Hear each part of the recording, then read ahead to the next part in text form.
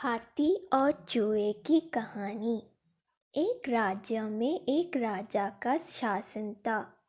हर सप्ताह पूरी शानो शौकत से नगर में उसका जुलूस निकला करता था, जहाँ प्रजा उसके दर्शन किया करती थी।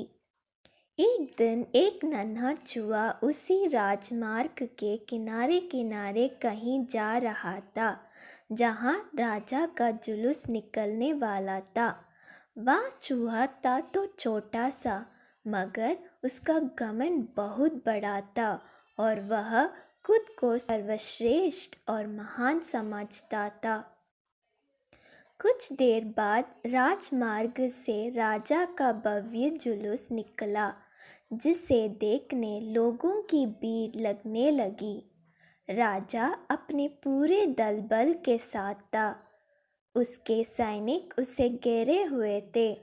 कई मंत्री और अनुचर उसके पीछे थे। वह एक विशाल शाही हाथी पर सवार था।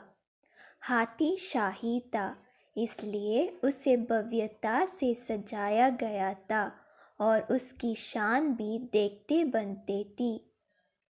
जुलूस में हाथी के साथ एक शाही बिल्ली और एक कुत्ता भी थे।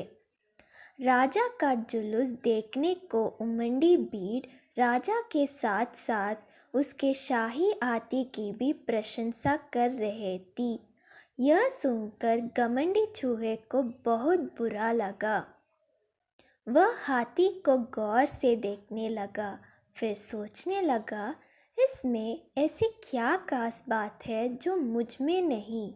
मैं भी उस जैसे ही हूँ। मेरे पास भी 2 आँख, 2 कान, 1 नाक और 4 पैर है। फिर उसकी कितनी प्रशंसा क्यों?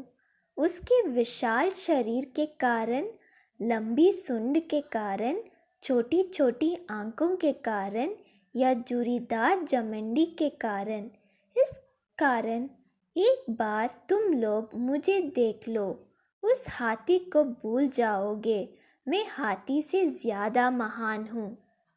चूहे ये सब सोच ही रहा था कि शाही बिल्ली की नज़र उस पर पड़ गई और उसकी लात टपक गई।